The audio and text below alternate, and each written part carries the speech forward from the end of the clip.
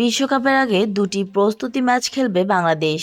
আগামী 12 জুন পর্দা উঠবে নারী টি-20 বিশ্বকাপের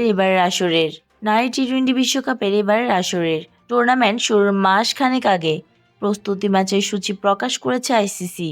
6 থেকে 10 জন প্রস্তুতি ম্যাচ খেলবে দলগুলো। আসন্ন এই বিশ্বকাপে অংশ নেবে বাংলাদেশ নারী দলও। ইংল্যান্ডের মাটিতে অনুষ্ঠিত হতে যাওয়া এই আসরের দুটি প্রস্তুতি ম্যাচ পাচ্ছে বাংলাদেশ।